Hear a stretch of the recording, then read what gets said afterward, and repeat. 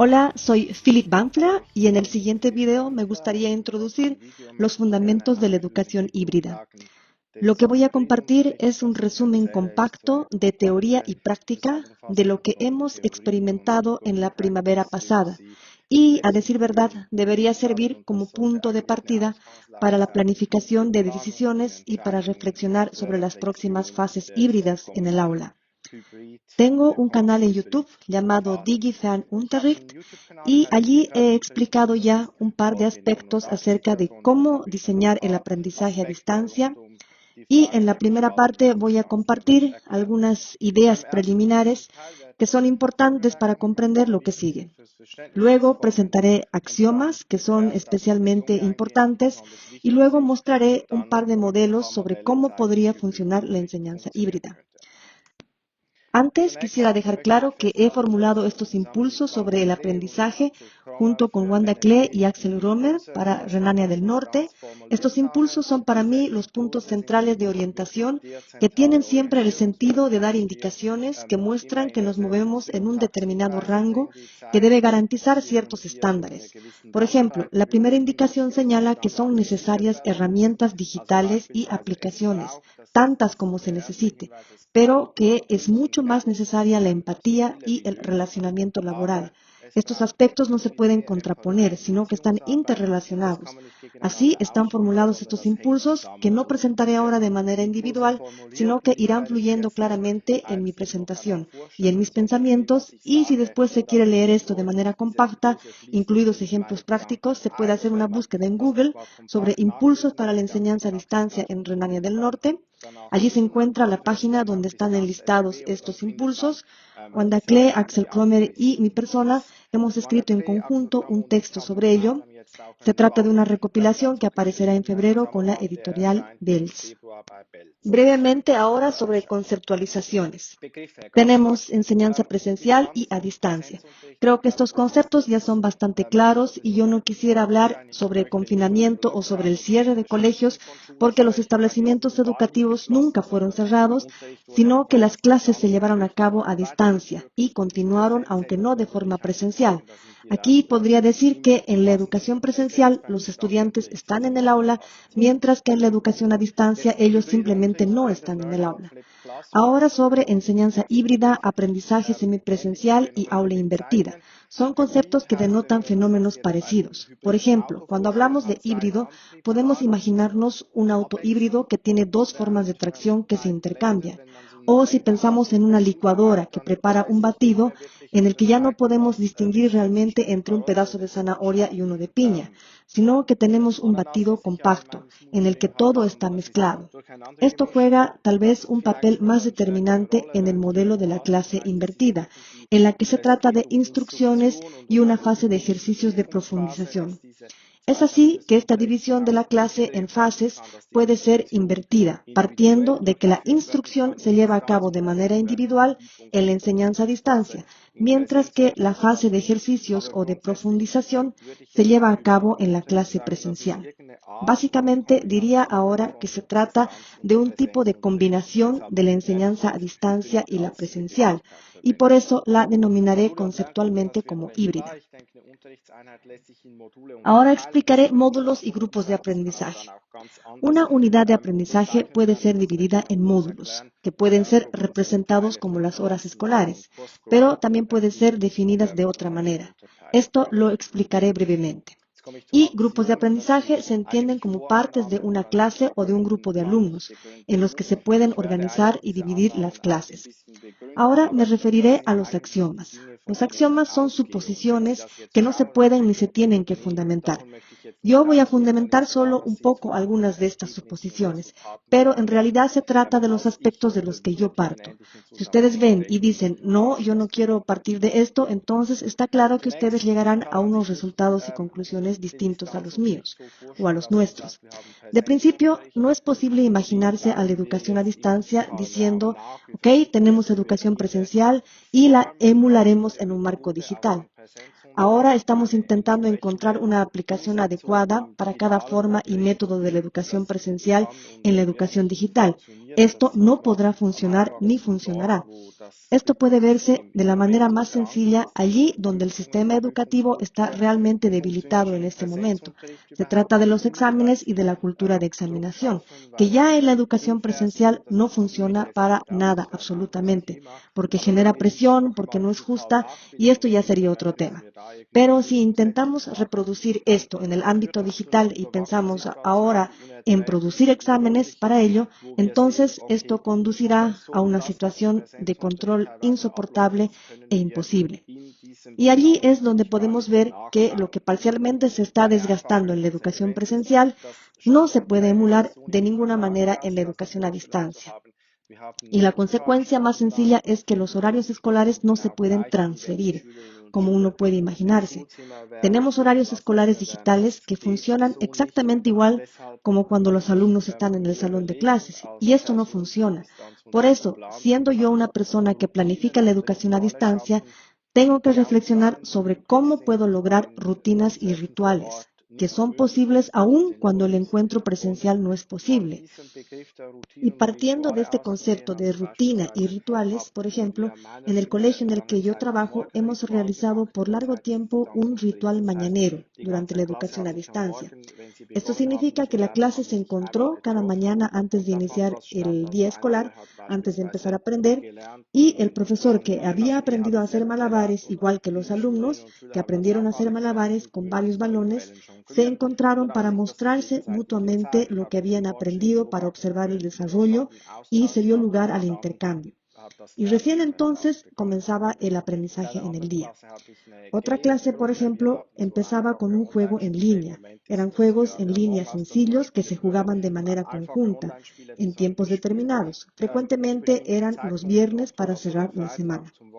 Así es como teníamos rutinas y rituales con los que podíamos encontrarnos en el aula virtual, pero que no estaban acoplados al horario de clases regular.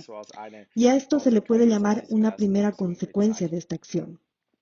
Un segundo punto central de la educación a distancia son las fases asincrónicas del aprendizaje, y en medio pueden también aparecer las fases sincrónicas, pero básicamente se parte del principio de que los estudiantes se hacen responsables de la planificación de su propio aprendizaje, algo así como tareas de planes semanales, algo así como aprendizaje autodirigido en el trasfondo.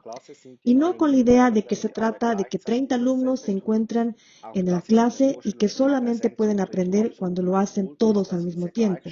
Esta también es una idea totalmente desfasada en la enseñanza presencial. Es así que esta ecuación tiene un precio muy alto y muy pocas ventajas. Y decir entonces que sí, que esto debe ser factible en el aprendizaje a distancia, donde no es necesario en lo absoluto, es algo absurdo, por lo que el aprendizaje sincrónico, para dejar en claro, se trata de fases de aprendizaje, pasos de aprendizaje que se van absorbiendo, pero el tiempo en el que se completan debe dejarse en parte en manos de los estudiantes como su responsabilidad. Para que esto funcione se requiere de mucha confianza. Pero yo no puedo hacer esto con estudiantes que me hacen pensar que mientras no sean observados, aprenden o dejan de aprender. Esta confianza pedagógica es muy elemental y no se puede construir de la noche a la mañana en la fase a distancia. Es decir, de la nada, cuando yo tengo la impresión de que como maestro tengo que controlar, castigar y observar lo que hacen los alumnos. Así, no puedo ir de forma relajada a la fase a distancia y simplemente pensar que puedo elaborar un buen paquete de enseñanza-aprendizaje híbrido. Está bien, pero tengo que pensar que tiene que existir ya una confianza previa y una relación laboral. Tiene que haber una cultura allí. Y esto significa que ya en la fase presencial tendría que haberse trabajado mucho en esa forma de trabajo y cultura de aprendizaje. Y claro, resulta que esto no ha ocurrido en todas partes.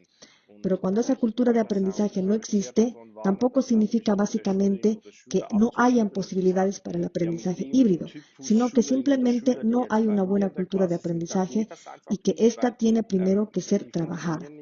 Aquí también advertiría que no se debe apuntar a un cierto estudiante y decir que con este tipo de estudiante que ahora tengo en mi clase no va a funcionar simplemente, porque ellos no funcionan de esa manera, sino que afirmaría que esto funciona con todos los estudiantes. Pero ellos tienen que ser introducidos en esa cultura, tienen que sentir la confianza, tienen que sentir el aprecio por su aprendizaje. Recién entonces pueden asumir responsabilidad por ello. Es muy importante que la situación de aprendizaje sea adaptada al grupo de alumnos, pues no se puede decir, ahora tenemos aprendizaje híbrido y empleamos este modelo, ahora todos los colegios tienen que aplicarlos sin importar quiénes están sentados en el aula. En realidad, los profesores deben ser capaces de decidir en el marco de la libertad pedagógica. Y ahora ven que mi colega Axel ha diseñado en este modelo del deslizador lo que me parece muy apropiado para esto. Lo que ahora no les es posible ver porque mi video está encima es esta parte, en la que el marcador puede moverse entre la educación a distancia y la educación presencial. Y aquí es importante que el aprendizaje híbrido se pueda ir posicionando de distinta manera en el deslizador, de tal manera que yo pueda decir, por ejemplo, una tarde de cada semana se llevará a cabo la educación a distancia y el resto será educación presencial. Si lo tengo de esta manera y dependiendo de dónde esté posicionado el marcador en el deslizador, puedo planificar que una tarde a la semana se lleve a cabo la educación a distancia y el resto del tiempo es presencial, así como también puedo mover el marcador hacia la mitad y decir que es 50 y 50, pero también puedo cambiar a una educación a distancia total. Y esto conduce, dependiendo de dónde esté posicionado el marcador, a adaptar también los otros marcadores. Así es que puede ser que una educación 100% presencial requiera un poco más de control y una estructura, y en la educación a distancia requiera más confianza y libertad. Pero quizá también se dé a la inversa. Y todo esto se puede decidir solo cuando se conoce concretamente el contexto de aprendizaje, cuando se sabe qué tipo de colegio es y cómo son los estudiantes y cómo es la cultura de aprendizaje existente. Entonces puedo ajustar y adaptar todo esto y hacerlo adecuado. Es así como cuando un modelo tiene que ser elegido para colegios grandes o para toda una clase, entonces también se tendría que tomar en cuenta este espacio libre en el que, a decir verdad y por último, es el profesor o profesora el que decide cómo se va a llevar adelante estos detalles. Es muy importante que haya tareas abiertas, ya que hay muchas quejas de padres de familia y alumnos que hablan de las hojas de trabajo que reciben y es muy importante que sean corregidas y que se reciba esta retroalimentación para que se avance en el aprendizaje. Y, naturalmente, muchas cosas en el sistema escolar funcionan así. Por ejemplo, que algunos materiales se copian y se entregan para la casa. Y en este momento hay un gran cambio bajo las circunstancias actuales, en las que, a decir verdad, se dice que de lo que se trata es del producto de aprendizaje, de las tareas abiertas. Se trata de poder crear contextos para poder ser productivos. Los estudiantes no deberían simplemente recibir y entregar algo, sino que ellos deberían apropiarse activamente del conocimiento para poder realizar productos concretos. Y esto también es válido para buenas fases a distancia, igual que para la educación presencial. Pero ahora, la situación especial del aprendizaje híbrido puede generar aquí posibilidades para profundizar. Yo presentaré sobre esto concretamente modelos de cómo lo he hecho yo. Lo importante aquí es que estas tareas abiertas y estos productos de aprendizaje no se conviertan en una carga para los padres de familia, que no conduzcan a que sea mayor esfuerzo para todos los participantes, sino que permitan que los estudiantes puedan aprender y hacer cosas ya sea solos o en conjunto con otros estudiantes, Y que no se diga ahora que esto será una ocupación para toda la familia. Los padres de familia, que desde ya tienen una carga fuerte, cuando los estudiantes tienen que aprender en casa, están más cargados y hay que involucrarlos activamente en el aprendizaje, es desde mi punto de vista un error y no debería hacerse. Ahora estoy con el axioma número 6, el último. Como muchos aspectos relacionados con el desarrollo escolar, yo no asumiría cambios demasiado grandes ni demasiado precipitados, porque esto podría causar mucha inseguridad y confusión, sino que diría que se den pasos pequeños, pero que vayan en la dirección correcta, en la dirección de estos impulsos y axiomas, desde mi punto de vista. Y esto significa que voy probando, primero con una clase para ver cómo funciona, entonces puedo mantener. Y para la siguiente vez, si no funciona, entonces retrocedo un paso e intento dar uno nuevo hacia adelante o en otra dirección. Esto parece ser para mí una buena posibilidad para desarrollar un aprendizaje híbrido, estable y resistente en el futuro. Junto con Adrián Langela, he diseñado esta visión general sobre videoconferencias. Y para concluir, me gustaría decir por qué esto resume bien lo que hasta ahora les he presentado. Me refiero a cómo se deben introducir las videoconferencias. Aquí se puede ver ahora que hay estas dos dimensiones. Arriba se ve un control basado en una estructura y abajo confianza y libertad. Y también sincrónico y asincrónico. Y si ustedes han entendido ahora lo que he querido decir, entonces se darán cuenta de que lo que Adrián y yo queremos en realidad es llegar a esta cultura del nosotros en el tercer cuadrante. Es decir, que haya un trabajo en común en el que se parte de las necesidades de los estudiantes y que presenta opciones abiertas en cuanto a los resultados.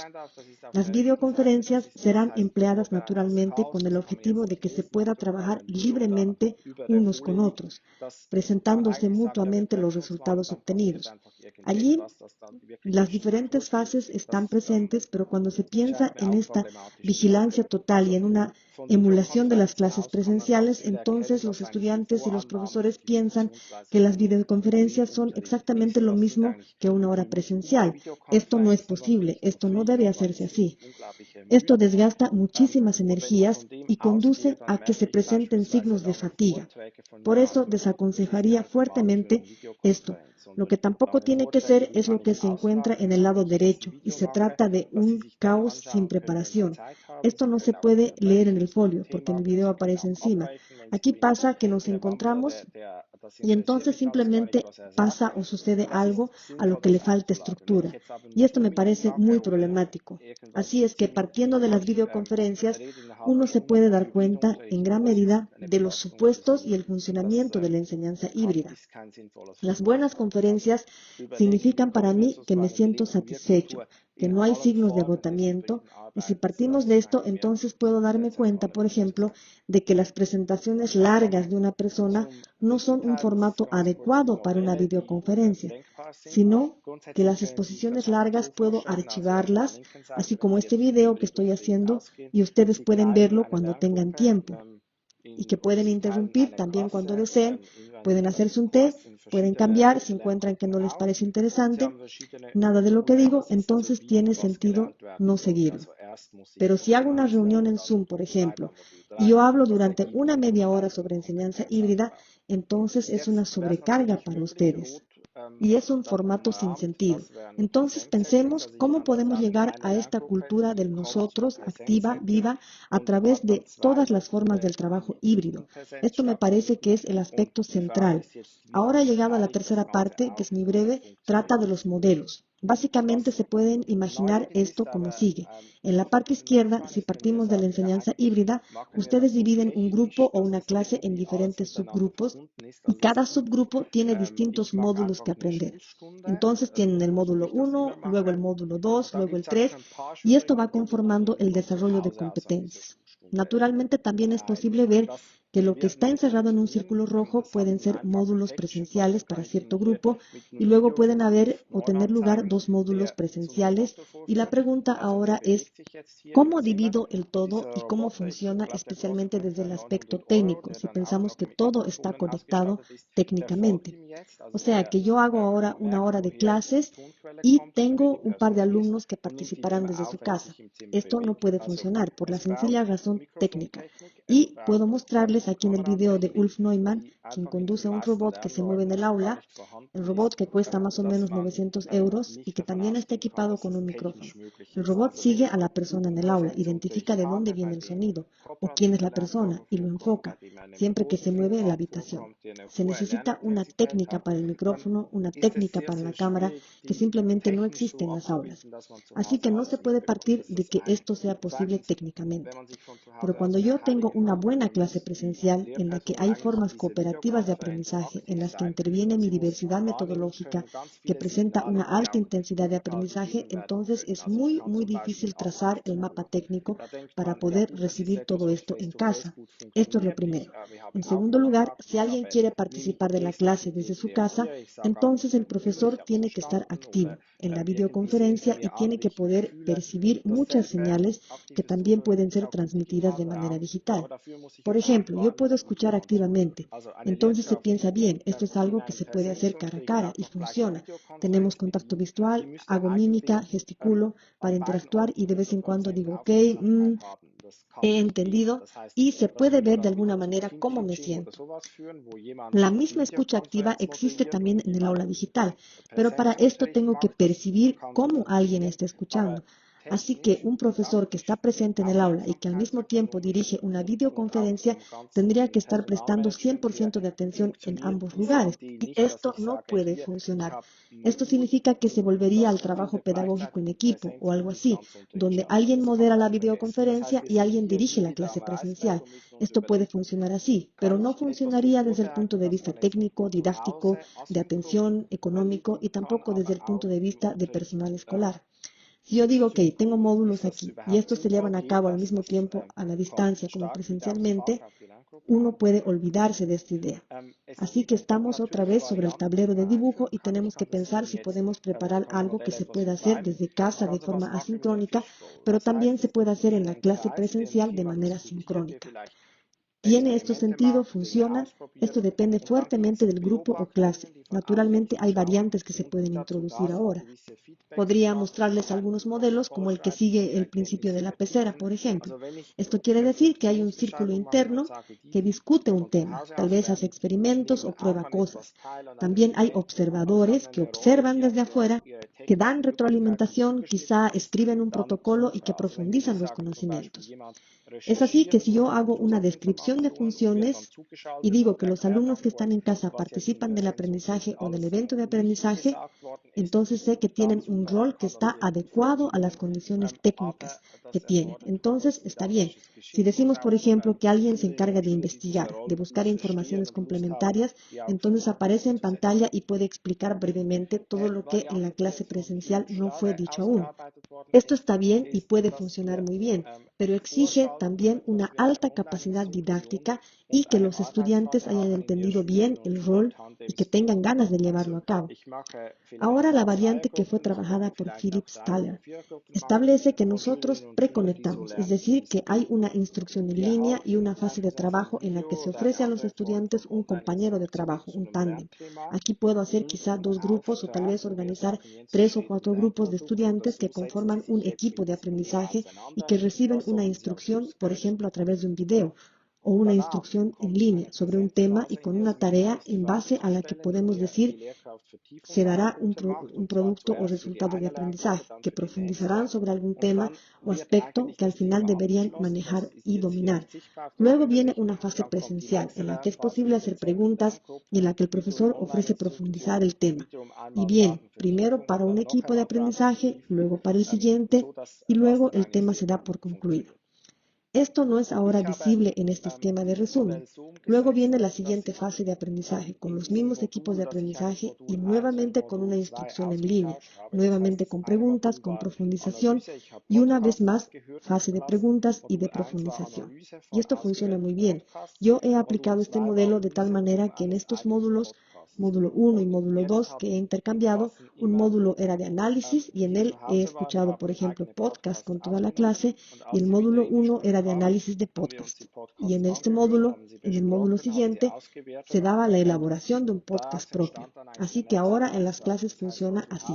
Los que estaban en casa graban su propio podcast y cuando van al colegio lo escuchamos y lo discutimos, lo evaluamos y de allí surge la siguiente tarea. Esto quiere decir que en casa deben estar activos grabando su podcast y en el colegio deben escucharlo, discutirlo, evaluarlo, desarrollar instrumentos de análisis de los cuales surgen nuevamente conocimientos para la siguiente fase de trabajo en casa. Este entrelazamiento funciona muy bien cuando se pueden observar los productos de aprendizaje de la clase a distancia durante la clase presencial. Esta es una de las buenas prácticas que ya he escuchado también de otros colegas y que brinda buenos resultados. Esta imagen muestra nuevamente algo parecido a la clase invertida, en la que tengo una instrucción online y una fase de trabajo, y un equipo de aprendizaje lleva a cabo esta fase o la de profundización en el aula o en el salón de clases, y los otros la hacen en casa. Así puedo intercambiar esto y puedo observar a uno de los grupos y tal vez puedo recibir una retroalimentación sobre cuán buena era la instrucción en línea que he dado en la clase invertida, y es bastante concebible y útil, pero se asocia a un esfuerzo muy elevado.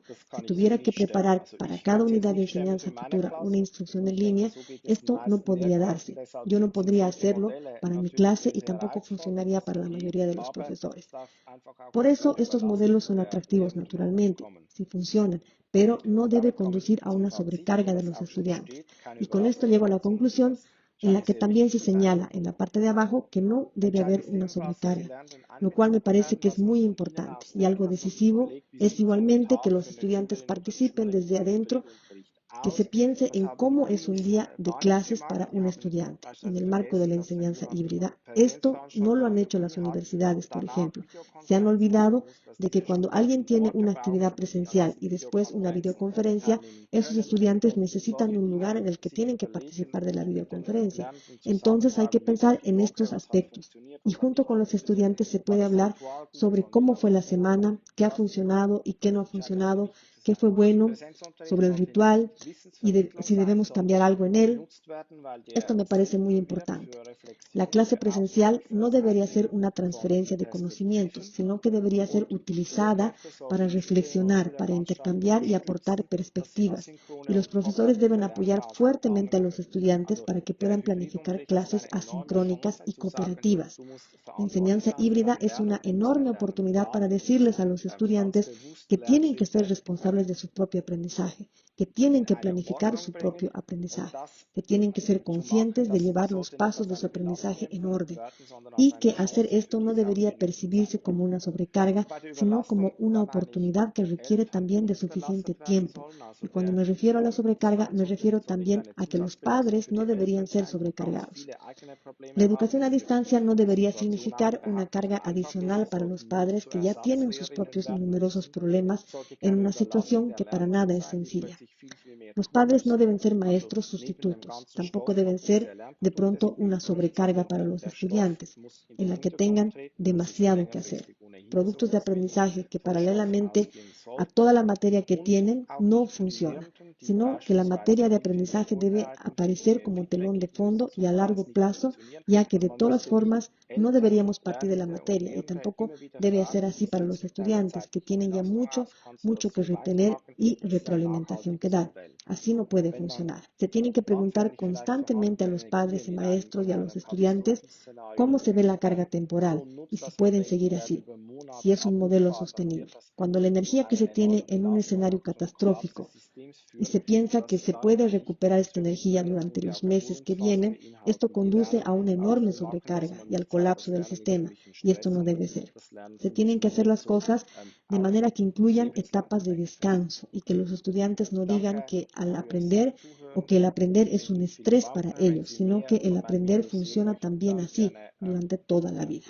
Les agradezco por haber escuchado. Soy Philip Banfler. Si desean ver más videos pueden hacerlo aquí en DigiFern Unterricht. Hasta pronto.